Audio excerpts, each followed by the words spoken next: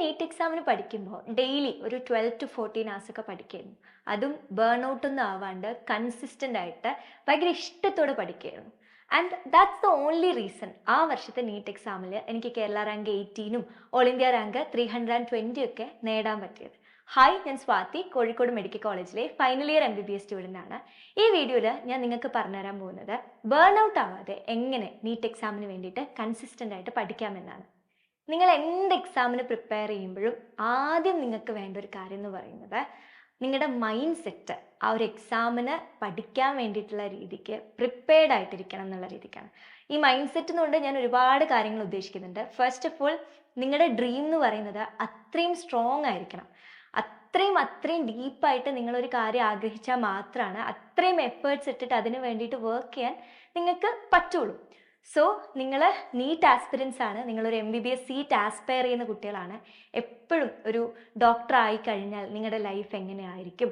നിങ്ങൾ ഒരു മെഡിക്കൽ കോളേജിൻ്റെ വാർഡിലൂടെ പേഷ്യൻസിൻ്റെ കേസ് എടുക്കുന്നതും അവരെ ട്രീറ്റ് ചെയ്യുന്നതും, അല്ലെങ്കിൽ ഒരു OP കൺസൾട്ടേഷൻ റൂമിലിരുന്ന് നിങ്ങളൊരു പേഷ്യൻറ്റിനെ എക്സാമിൻ ചെയ്യുന്നതും, അല്ലെങ്കിൽ ഒരു വൈറ്റ് കോട്ടും സ്റ്റെതസ്കോപ്പൊക്കെ ഇട്ടിട്ട് നിങ്ങളുടെ ഡ്രീം മെഡിക്കൽ കോളേജിൻ്റെ ഫ്രണ്ടിൽ കൂടെ അതിൻ്റെ കോറിഡോറിൽ കൂടെ നിങ്ങളിങ്ങനെ നടന്നു പോകുന്നതും ഒക്കെ ഒന്ന് ആലോചിച്ച് നോക്കുക.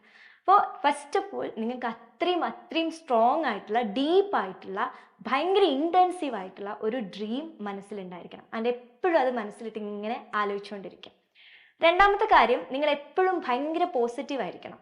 ഈ ഒരു നീറ്റ് പ്രിപ്പറേഷൻ ജേർണി എന്ന് പറയുന്നത് ഒരുപാട് അപ്സ് ആൻഡ് ഡൗൺസ് ഒക്കെ ഉണ്ടാവുന്ന ഒരു ജേർണിയാണ്. ചില എക്സാമിന് നമുക്ക് മാർക്ക് കുറയും. ചിലപ്പോൾ നമ്മൾ എത്ര പഠിക്കാൻ വിചാരിച്ചാൽ പോലും നമ്മൾ വിചാരിക്കുന്ന ഒരു സ്പീഡിൽ നമുക്ക് ആ ടോപ്പിക്സ് തീർക്കാൻ പറ്റിയെന്ന് വരില്ല. ഇങ്ങനെ കുറേ അപ്സും കുറേ ഡൗൺസും ഒക്കെ വരാൻ ചാൻസ് ഉള്ള ഒരു ടൈമാണ് നീറ്റ് പ്രിപ്പറേഷൻ ടൈം. അപ്പോൾ ഈ അപ്സ് ആൻഡ് ഡൗൺസും ഒക്കെ അതിൻ്റേതായിട്ടുള്ള രീതിയിൽ ആക്സെപ്റ്റ് ചെയ്ത് പോസിറ്റീവായിട്ട് അതിനെ ഹാൻഡിൽ ചെയ്യാനുള്ള ഒരു മൈൻഡ് സെറ്റ് നിങ്ങൾക്ക് ഉണ്ടായിരിക്കണം. അടുത്ത കാര്യം എനിക്ക് പറയാനുള്ളത്, എപ്പോഴും നിങ്ങൾ ക്വാണ്ടിറ്റിനേക്കാളും കൂടുതൽ ക്വാളിറ്റിക്ക് ഇമ്പോർട്ടൻസ് കൊടുക്കുന്ന ആളായിരിക്കണം. അതായത് മേ ബി നിങ്ങൾക്കൊരു എയിം ഉണ്ടാവും, ഡെയിലി 14 hours പഠിക്കണം, അല്ലെങ്കിൽ 12 to 14 hours ഡെയിലി പഠിക്കണം. പക്ഷെ അതൊരു ക്വാളിറ്റി ഇല്ലാത്ത രീതിക്കാണ് നിങ്ങൾ പഠിക്കുന്നത് എന്ന് വിചാരിക്കുക. അതായത് വെറുതെ നിങ്ങൾ 14 മണിക്കൂറോളം ഇങ്ങനെ ബുക്കൊക്കെ ഇങ്ങനെ വായിക്കുന്നുണ്ട്, അങ്ങനെ പ്രോപ്പറായിട്ടൊന്നും ഉള്ളിൽ കെടുക്കുന്നില്ല. അതിൻ്റെ ഇടയ്ക്ക് ഒരുപാട് ഡേ ഡ്രീമിങ് ചെയ്യുന്നുണ്ട്, കുറേ നേരം വെറുതെ ഇരിക്കുന്നുണ്ട്. പക്ഷെ ആകെക്കൂട്ടി എടുത്തു നോക്കുന്ന സമയത്ത് 14 hours ഒക്കെ നിങ്ങൾ പഠിക്കുന്നുണ്ടാവും. പക്ഷെ അതിനെ കൊണ്ട് എന്തെങ്കിലും കാര്യം ഉണ്ടാവുമോ? മേ ബി അതിനേക്കാളും ബെറ്റർ ആയിരിക്കും ഒരു 6 hours നിങ്ങൾ അത്രയ്ക്കും കോൺസെൻട്രേറ്റഡ് ആയിട്ട് ഫോക്കസ്ഡ് ആയിട്ട് ഇഷ്ടത്തോടെ പഠിച്ചാൽ നിങ്ങൾക്ക് കിട്ടുന്ന ഒരു ഔട്ട്പുട്ട്. അപ്പോൾ എപ്പോഴും അത്രയും hours പഠിക്കാൻ വേണ്ടി നിങ്ങൾ നോക്കുക. പക്ഷെ അതിനോടൊപ്പം തന്നെ നിങ്ങൾ പഠിക്കുന്ന സമയത്തിൻ്റെ ക്വാളിറ്റി, അത് ക്വാളിറ്റി ഉള്ള ഒരു സ്റ്റഡി ടൈം ആണോ എന്ന് നിങ്ങൾ തന്നെ ഒന്ന് റീചെക്ക് ചെയ്ത് നോക്കുക. എങ്ങനെയാണ് നല്ല ക്വാളിറ്റിയിൽ പഠിക്കാൻ പറ്റുക? പലർക്കും ഉള്ളൊരു ഡൗട്ടായിരിക്കും. നമ്മൾ ഇതിന് മുമ്പ് ഒരുപാട് വീഡിയോസ് ഒക്കെ ഇട്ടിട്ടുണ്ട്, ഓരോ സബ്ജക്ട്സിനെയും നിങ്ങൾ എങ്ങനെയാണ് അപ്രോച്ച് ചെയ്യേണ്ടതെന്നൊക്കെ. ഇപ്പോൾ ജനറലായിട്ട് കുറച്ച് കാര്യങ്ങൾ പറയുകയാണെങ്കിൽ, എപ്പോഴും നല്ല ആക്റ്റീവായിട്ട് റീകോൾ ചെയ്യാനൊക്കെ നോക്കുക. ആക്റ്റീവ് റീകോളിങ്ങിൻ്റെ മെത്തേഡ്സ് ആണ്, ഒന്ന് നിങ്ങൾക്കൊരു ചാപ്റ്റർ വായിച്ചു കഴിഞ്ഞതിന് ശേഷം ബുക്കൊക്കെ മടക്കി നിങ്ങൾക്ക് ഇങ്ങനെ ആലോചിച്ച് നോക്കാം, ഓക്കെ ഞാനിപ്പോൾ എന്തൊക്കെയാണ് പഠിച്ചത്, അല്ലെങ്കിൽ നിങ്ങൾക്ക് ഒരുപാട് ക്വസ്റ്റ്യൻസ് ചെയ്ത് നോക്കാം, അല്ലെങ്കിൽ നിങ്ങൾക്ക് ഒരുപാട് എക്സാംസ് എഴുതി നോക്കാം. ഇതൊക്കെ എന്ന് വെച്ചാൽ നമ്മൾ പഠിച്ച കാര്യത്തിൽ എത്രത്തോളം കാര്യങ്ങൾ നമ്മുടെ മെമ്മറിയിൽ റിട്ടൻഷനായിട്ട് നിൽക്കുന്നുണ്ട്, എന്തൊക്കെ നമുക്ക് ഓർത്തെടുക്കാൻ പറ്റുന്നുണ്ടെന്ന് നിങ്ങൾക്ക് തന്നെ വിലയിരുത്താൻ പറ്റുന്ന അവസരങ്ങളാണ്. സോ എപ്പോഴും നല്ല ആക്റ്റീവ് റീകോൾ ചെയ്യുക, ഒരുപാട് ക്വസ്റ്റ്യൻസ് പ്രാക്ടീസ് ചെയ്യുക, എക്സാംസ് എഴുതുക. സോ ദാറ്റ് നിങ്ങൾ ഓവർ ദ ടൈം ആ ഒരു ചാപ്റ്റർ മാസ്റ്റർ ചെയ്യും. രണ്ടാമത്തെ കാര്യം, നിങ്ങൾ സബ്ജക്ട്സ് ഒക്കെ പ്രയോറിറ്റൈസ് ചെയ്തിട്ട് പഠിക്കാൻ വേണ്ടി നോക്കുക. ഫോർ എക്സാമ്പിൾ, ഇപ്പം എൻ്റെ കേസിൽ എനിക്ക് ഫിസിക്സ് ഈസി സബ്ജക്റ്റ് ആയിരുന്നു. എനിക്ക് എപ്പോഴും ബുദ്ധിമുട്ടുണ്ടാക്കിക്കൊണ്ടിരുന്നത് ബയോളജിയും അതുപോലെ തന്നെ ഇനോർഗാനിക് കെമിസ്ട്രി. അതായത് ഈ തിയറി വായിച്ച് പഠിക്കേണ്ട സാധനം എന്നോട് എപ്പോഴും മറന്നു പോകുമായിരുന്നു. അപ്പോൾ ഞാൻ ലാസ്റ്റ് ലാപ്പ് ഓഫ് നീറ്റ് പ്രിപ്പറേഷനിലൊക്കെ ഞാൻ കൂടുതൽ ശ്രദ്ധിച്ചത് ബയോളജി ഒക്കെയാണ്. കാരണം നമുക്കറിയാം 360 വെയിറ്റേജ് ഉള്ള ഒരു സബ്ജക്റ്റ് ആണ്. അപ്പോൾ എന്നാൽ എനിക്കത് ബുദ്ധിമുട്ട് മീൻസ് പഠിച്ചാൽ എനിക്ക് ഓക്കെയാണ്, ഞാൻ ടൈം കൊടുത്താൽ ഓക്കെയാണ്. അപ്പം ഞാൻ ലാസ്റ്റ് ടൈമിലൊക്കെ ബയോളജീനെ കൂടുതലായിട്ട് പ്രയോറിറ്റൈസ് ചെയ്യാനൊക്കെ നോക്കിയിട്ടുണ്ട്. അപ്പം നിങ്ങളുടെ വീക്ക് ഏരിയാസ് ഏതൊക്കെയാണ്, അല്ലെങ്കിൽ നിങ്ങളുടെ സ്ട്രോങ് ഏരിയാസ് ഏതൊക്കെയാണ്, അതിനൊക്കെ അനുസരിച്ച് നിങ്ങൾ ഓരോ സബ്ജക്ട്സ് പ്രയോറിറ്റൈസ് ചെയ്തിട്ടൊക്കെ പഠിക്കാൻ വേണ്ടിയിട്ട് നോക്കണം. പിന്നെ നല്ല ക്വാളിറ്റിയിൽ പഠിക്കാൻ ഹെൽപ്പ് ചെയ്യുന്ന ഒരു കാര്യമാണ്, നിങ്ങളിപ്പം ഡെയിലി ഒരു 12 to 14 hours ഒക്കെ പഠിക്കുന്നുണ്ടെങ്കിൽ break down those 12 to 14 hours. അപ്പം അതിന് നിങ്ങൾക്ക് യൂസ് ചെയ്യാൻ പറ്റുന്ന ഒരു മെത്തേഡാണ് പോമഡോറോ ടെക്നിക്. പൊമഡോറോ എന്ന് പറഞ്ഞാൽ നമ്മൾ ആ ഒരു ടോട്ടൽ ടൈമിനെ കുറച്ച് പോക്കറ്റ്സ് ഓഫ് ടൈമായിട്ട് ഡിവൈഡ് ചെയ്തിട്ട് ഇടയ്ക്ക് ചെറിയ രീതിക്ക് ബ്രേക്ക് ഒക്കെ കൊടുത്തിട്ട് ആക്റ്റീവായിട്ട് പഠിക്കുന്ന ഒരു മെത്തേഡാണ് പൊമഡോറോ. ഫോർ എക്സാമ്പിൾ 2 മണിക്കൂറുള്ള ഒരു സ്റ്റഡി ആസിന് നമുക്ക് 30 മിനിറ്റ്സിന്റെ 4 പാക്കറ്റ്സ് ആയിട്ട് ഡിവൈഡ് ചെയ്യാം. ഇടയ്ക്കൊക്കെ ഒരു 5 മിനിറ്റ്സ് റെസ്റ്റ് എടുക്കാം. ആ ഒരു 5 മിനിറ്റ്സ് എന്ന് പറയുന്നത് നിങ്ങൾ നിങ്ങളുടെ സെൽഫിന് ഒരു കംപ്ലീറ്റ് റിലാക്സേഷൻ അല്ലെങ്കിൽ ഒരു കംപ്ലീറ്റ് റെസ്റ്റ് കൊടുക്കണം. സോ ദാറ്റ് നിങ്ങൾ അടുത്ത 30 മിനിറ്റ്സിലേക്ക് പഠിക്കാൻ വേണ്ടി കയറുമ്പോഴേക്കും നിങ്ങളുടെ കംപ്ലീറ്റ് എനർജി റീഗെയിൻ ചെയ്യുന്ന രീതിക്കുള്ള ഒരു 5 മിനിറ്റ്സ് ഓഫ് റെസ്റ്റ് ടൈം ആയിരിക്കണം ആ ടൈം. വേറൊരു കാര്യം ബേൺ ഔട്ട് ആവാതിരിക്കാൻ നിങ്ങൾക്ക് ചെയ്യാൻ പറ്റുന്നതാണ് മോണോട്ടോണി അവോയ്ഡ് ചെയ്യാൻ വേണ്ടിയിട്ട് നിങ്ങൾക്ക് സബ്ജക്ട്സ് ഒക്കെ ഇങ്ങനെ മാറി മാറി പഠിക്കാൻ പറ്റും. അതായത് നമ്മൾ ഒരു ദിവസം കംപ്ലീറ്റ് ബയോളജി പഠിക്കുന്നതിന് പകരം അല്ലെങ്കിൽ ഒരു ദിവസം കംപ്ലീറ്റ് കെമിസ്ട്രി പഠിക്കുന്നതിന് പകരം നമ്മൾ ആ ദിവസത്തിൽ കുറച്ച് നേരം ബയോളജി പഠിക്കുക, കുറച്ച് നേരം ഫിസിക്സ് പഠിക്കുക, കുറച്ച് നേരം കെമിസ്ട്രി പഠിക്കുക, അല്ലെങ്കിൽ ഈ രീതിക്ക് നമ്മൾ അതിനെ മാറ്റി മോണോട്ടോണസ് ആയിട്ടുള്ള കാര്യം മാറ്റി ചേഞ്ച് ചെയ്തിട്ടൊക്കെ പഠിക്കുന്ന സമയത്ത് നമുക്ക് കുറച്ചും കൂടെ ഇൻട്രസ്റ്റഡ് ആയിട്ട് ബേൺ ഔട്ട് ആവാതെ പഠിക്കാൻ പറ്റും. വേറൊരു കാര്യം എന്ന് പറയുന്നത് നിങ്ങൾ ടൈം ടേബിൾ ഒക്കെ ഉണ്ടാക്കുന്ന ഒരാളാണെങ്കിൽ ഇപ്പോൾ ചിലപ്പം ഉച്ച സമയത്ത് നിങ്ങൾ ബയോളജി പഠിക്കാമെന്നായിരിക്കും ചിലപ്പോൾ എഴുതിയിട്ടുണ്ടാവുക. ഒരു ദിവസം രാവിലെ എണീച്ച് നിങ്ങൾ കെമിസ്ട്രി പഠിച്ചു, ഉച്ചയ്ക്ക് നിങ്ങൾ ബയോളജി പഠിക്കാൻ വേണ്ടിയിട്ട് ഇരിക്കാൻ നോക്കുമ്പോൾ നിങ്ങൾക്ക് ബയോളജി പഠിക്കാനേ മൂഡില്ല, നിങ്ങൾക്ക് ഫിസിക്സ് പഠിക്കാനാണ് മൂഡ്. എന്നാൽ രാത്രി നിങ്ങൾ വേറെ ഏതെങ്കിലും, അതായത് രാത്രി ഫിസിക്സ് പഠിക്കാനായിരിക്കും നിങ്ങൾ പ്ലാൻ ചെയ്തിട്ടുണ്ടാവും. അപ്പോൾ നിങ്ങൾക്ക് അങ്ങോട്ടും ഇങ്ങോട്ടും അത് സ്വിച്ച് ചെയ്യാം. അതായത് നിങ്ങൾക്ക് ഉച്ച സമയത്ത് ഫിസിക്സ് പഠിക്കാം, രാത്രി ബയോളജി പഠിക്കുന്ന രീതിക്ക് അത് നിങ്ങൾക്ക് സ്വിച്ച് ചെയ്യാം. അതായത് നിങ്ങൾ ഒരിക്കലും നിങ്ങളുടെ ടൈം ടേബിളിൽ ഭയങ്കര റിജിഡ് ആവരുത്. നമുക്ക് ചെറിയ രീതിക്കുള്ള ഫ്ലെക്സിബിലിറ്റി ഒക്കെ ലെറ്റ് ചെയ്യുന്ന രീതിക്കായിരിക്കണം നിങ്ങൾ ടൈം ടേബിൾസ് ഒക്കെ ഉണ്ടാക്കേണ്ടത്. അടുത്ത വളരെ ഇമ്പോർട്ടൻ്റ് ആയിട്ടുള്ള ഒരു കാര്യമാണ് സ്മാർട്ട് സ്കെഡ്യൂളിംഗ്. ഞാൻ എൻ്റെ നീറ്റ് പ്രിപ്പറേഷനിൽ യൂസ് ചെയ്തിട്ടുള്ള ഏറ്റവും വലിയൊരു കാര്യമായിരുന്നു സ്കെഡ്യൂളിംഗ് എന്ന് പറയുന്നത്. ഞാൻ എൻ്റെ എല്ലാ ഡേയ്സും എല്ലാ വീക്സും ഈവൻ ഓരോ മന്തിലും എന്തൊക്കെയാണ് ചെയ്യേണ്ടത് എന്നുള്ള രീതിക്ക് ഞാൻ പ്രോപ്പറായിട്ട് സ്കെഡ്യൂൾ ചെയ്തിട്ടാണ്. എനിക്കത് കുറച്ച് ഓവറായിരുന്നു. ഞാൻ ഇടയ്ക്കിടെ ഇങ്ങനെ സ്കെഡ്യൂൾസ് ഒക്കെ മാറ്റിക്കൊണ്ടിരിക്കുന്നു.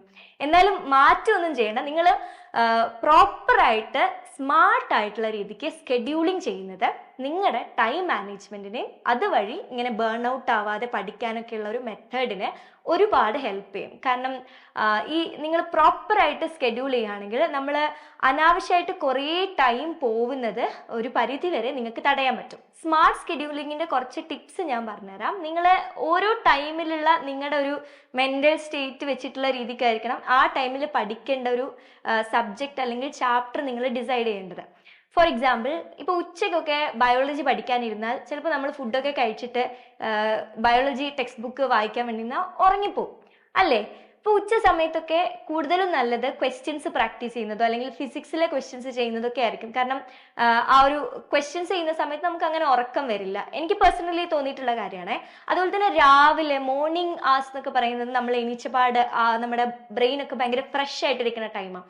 അപ്പോൾ നമ്മൾ പഠിക്കുന്ന കാര്യം നമുക്ക് കൂടുതൽ ക്ലിയർ ആയിട്ട് അല്ലെങ്കിൽ കൂടുതൽ ക്ലീൻ ആയിട്ട് പഠിക്കാൻ പറ്റും. അപ്പോൾ മോർണിംഗ് ആസിലൊക്കെ നിങ്ങൾക്ക് ഡിഫിക്കൽട്ട് ആയിട്ടുള്ള സബ്ജക്റ്റ് ഏതാണോ അങ്ങനത്തെ കാര്യങ്ങൾ പഠിക്കാൻ നോക്കുക. നിങ്ങൾ ഭയങ്കര അന്ന് പഠിച്ച് കഴിഞ്ഞ് ഭയങ്കര ക്ഷീണിച്ചിരിക്കുന്ന സമയത്തൊക്കെ നിങ്ങൾക്ക് ഭയങ്കര ഈസി ആയിട്ട് അധികം എഫേർട്ട് ഇട്ട് പഠിക്കേണ്ടാത്ത സബ്ജക്ട്സ് ഒക്കെ ആ ടൈമിൽ പഠിക്കുന്നതായിരിക്കും നല്ലത്. ആൻഡ് ഡെയിലി നിങ്ങൾ നിങ്ങളുടെ ഇക്വേഷൻ ബുക്കൊക്കെ റിവൈസ് ചെയ്തിട്ട് പോകാനും നോക്കണം. അടുത്ത മോസ്റ്റ് ഇമ്പോർട്ടൻറ്റ് തിങ് ആണ്, ഇത്രയും കാര്യം ഞാൻ പറഞ്ഞത് നിങ്ങളുടെ സ്റ്റഡീസ് റിലേറ്റഡ് കാര്യമാണ്. ഇനി നിങ്ങളുടെ ലൈഫ് സ്റ്റൈൽ റിലേറ്റഡ് ആയിട്ടുള്ള കാര്യമാണ്. അതിൽ ഫസ്റ്റ് തിങ് എന്ന് പറയുന്നത് സ്ലീപ്പാണ്. ഡെയിലി നിങ്ങളൊരു 6 to 7 hours ഓഫ് സ്ലീപ്പ് നിങ്ങളുടെ ബോഡിക്ക് കൊടുത്തിരിക്കണം. ഓക്കെ, ബാക്കി കിട്ടുന്ന സമയം സ്റ്റഡീസിലോട്ട് കൊടുക്കാലോ എന്ന് കരുതി അത്രയും കുറച്ച് സമയം ഉറങ്ങുന്ന കുട്ടികളെ എനിക്ക് പേഴ്സണലി അറിയാം. പക്ഷേ ഞാൻ നിങ്ങൾക്ക് സ്ലീപ്പിൻ്റെ ഫിസിയോളജി പറഞ്ഞുതരാം. നമ്മൾ ഒരു മനുഷ്യൻ ഉറങ്ങുന്ന സമയത്ത് നമ്മുടെ ബ്രെയിൻ ഒരുപാട് ഫേസസ് കൂടെ കടന്നു പോകുന്നുണ്ട്. അതായത് NREM, REM, non rapid I movement, rapid I movement എന്നൊക്കെ പറഞ്ഞിട്ട് ഇങ്ങനെ കുറേ സ്റ്റേജസ് കൂടെ കടന്നു പോകുന്നുണ്ട്. അതിൽ ഒരു NREM പ്ലസ് ഒരു REM സ്റ്റേജ് കടന്നു പോവാൻ നമ്മുടെ ബ്രെയിൻ എടുക്കുന്ന ടൈം എന്ന് പറയുന്നത് ഓൾമോസ്റ്റ് 1.5 hours ആണ്. ഈ ടൈമിൽ ഒരുപാട് കൈൻഡ് ഓഫ് വേവ്സും കാര്യങ്ങളൊക്കെ നമ്മുടെ ബ്രെയിനിൽ കൂടെ പോകുന്നുണ്ട്. നമ്മുടെ ബ്രെയിൻ അന്ന് കംപ്ലീറ്റ്ലി എക്സോസ്റ്റഡ് ആയിട്ട് കിടന്നിട്ട് പിറ്റേന്ന് ദിവസത്തേക്ക് ഒരു റിഫ്രഷ്ഡ് ആയിട്ട് എഴുന്നേൽക്കാൻ അല്ലെങ്കിൽ നമ്മുടെ ബ്രെയിനിന് ആവശ്യമായിട്ടുള്ള ഒരു റെസ്റ്റ് കിട്ടണമെങ്കിൽ minimum 4 to 5 cycles of NREM and REM stages കൂടെ ബ്രെയിൻ കടന്നു പോകണമെന്നാണ് പറയാം. അപ്പോൾ ഒരു സൈക്കിളിന് 1.5 hours ആണെങ്കിൽ മിനിമം 4 to 5 സൈക്കിൾസ് പോകണമെങ്കിൽ മിനിമം 6 മണിക്കൂർ മുതൽ 7.5 മണിക്കൂർ വരെ നിങ്ങളുടെ ബ്രെയിനിന് ഉറക്കം കിട്ടിയിരിക്കണം. This is a must. അതായത് ഒരിക്കൽ പോലും നിങ്ങൾ 6 മണിക്കൂറിൽ കുറച്ച് ഉറങ്ങാൻ പാടില്ല. അത് ഓവർ ദ ടൈം നിങ്ങളുടെ സ്ലീപ്പ് ക്വാളിറ്റീനെയും അതുപോലെ തന്നെ അതോടനുബന്ധിച്ച് നിങ്ങളുടെ പഠിത്തത്തിൻ്റെ ക്വാളിറ്റീനെയും സിവിയർ ആയിട്ട് അഫക്റ്റ് ചെയ്യാൻ ചാൻസ് ഉണ്ട്. So the first thing that you have to note in your mind, നിങ്ങളുടെ സ്ലീപ്പിൻ്റെ ക്വാളിറ്റി എപ്പോഴും നല്ല പ്രോപ്പറായിട്ട് കിട്ടുന്നുണ്ടെന്ന് നിങ്ങൾ ഉറപ്പ് വരുത്താം. നിങ്ങൾ എപ്പോഴും നിങ്ങളുടെ സെൽഫിനെ ഹൈഡ്രേറ്റ് ചെയ്തുകൊണ്ടേയിരിക്കുക. Keep hydrated. കാരണം ഈ പ്രോപ്പറായിട്ട് നമ്മൾ വെള്ളം കുടിക്കുകയാണെങ്കിൽ നമ്മുടെ സെൽസിനൊക്കെ പ്രോപ്പറായിട്ട് ഫങ്ഷൻ ചെയ്യാൻ പറ്റും. നമ്മുടെ എനർജിയും നമ്മുടെ ഓവറോൾ നമ്മുടെ പെർഫോമൻസ് ഒക്കെ അത് ഇൻക്രീസ് ചെയ്യും. അതുപോലെ തന്നെ എനിക്കറിയാം കുറേ പേരൊക്കെ ഓൺലൈനിലിരുന്ന് പഠിക്കുകയാണ്. അപ്പോൾ വീട്ടിലിരുന്ന് പഠിക്കുന്ന ആൾക്കാർക്കൊക്കെ ഫുഡൊക്കെ നല്ലോണം ശ്രദ്ധിക്കാൻ പറ്റും. കാരണം നല്ല ഫ്രൂട്ട്സും വെജിറ്റബിൾസും അതുപോലെ തന്നെ നട്ട്സൊക്കെ നിങ്ങളുടെ ഡയറ്റിലോട്ട് ഇൻക്ലൂഡ് ചെയ്യാൻ നോക്കുക. സോ ദാറ്റ് നിങ്ങൾക്ക് നല്ല രീതിക്ക് എനർജിയും നല്ല വൈറ്റമിൻസും മിനറൽസ് കാര്യങ്ങളൊക്കെ നിങ്ങളുടെ ബോഡിക്ക് കിട്ടട്ടെ. So that it can perform well. ഇനി ഹോസ്റ്റലിൽ ഇരുന്ന് പഠിക്കുന്ന കുട്ടികൾക്കും ഞാനൊക്കെ ചെയ്തിരുന്നത് കുറേ നട്ട്സൊക്കെ ഹോസ്റ്റലിലേക്ക് കൊണ്ടുപോയിരുന്നു. മാക്സിമം ഹോസ്റ്റലിൽ നിന്ന് കഴിക്കുന്ന ഫുഡൊക്കെ പ്രോപ്പറായിട്ട് കഴിക്കാൻ വേണ്ടി നോക്കുക. അപ്പം ഇങ്ങനത്തെ കാര്യങ്ങളൊക്കെ ശ്രദ്ധിക്കുകയാണെങ്കിൽ നിങ്ങൾക്ക് ഒരു പരിധി വരെ ബേൺ ഔട്ടൊക്കെ കുറച്ചിട്ട് കൺസിസ്റ്റൻ്റ് ആയിട്ട് ഭയങ്കര ഇഷ്ടത്തോടെ പഠിക്കാൻ പറ്റും. അപ്പോൾ ഇതാ നമ്മുടെ നീറ്റ് എക്സാമിന് വേണ്ടി ഇനി വളരെ കുറച്ച് ടൈം കൂടെയാണ് ബാക്കിയുള്ളൂ. ഇത്ര കാലം നിങ്ങൾ ഇരുന്ന് പഠിച്ചുകൊണ്ടിരുന്ന ഒരു എക്സാം ഇതൊരു 2-3 മാസങ്ങൾക്ക് അപ്പുറത്ത് this exam is waiting for you. അപ്പോൾ നിങ്ങളുടെ ഏറ്റവും കൂടുതൽ എഫേർട്സ്, നിങ്ങളുടെ കംപ്ലീറ്റ് എനർജി ഇട്ട് പഠിക്കേണ്ട ആ ഒരു ലാസ്റ്റ് മന്ത്സിലോട്ട് നമ്മൾ കടക്കുകയാണ്. അപ്പോൾ സൂപ്പറായിട്ട് പഠിക്കുക. ഒരു 2 മാസങ്ങൾക്ക് അപ്പുറം നീറ്റ് എക്സാം ഒക്കെ എഴുതി കഴിഞ്ഞ് നമുക്ക് നമ്മുടെ ഡ്രീം കോളേജിൽ MBBS പഠിക്കാൻ ജോയിൻ ചെയ്യേണ്ടതാണ്. അപ്പോൾ ഓൾ ദി ബെസ്റ്റ്.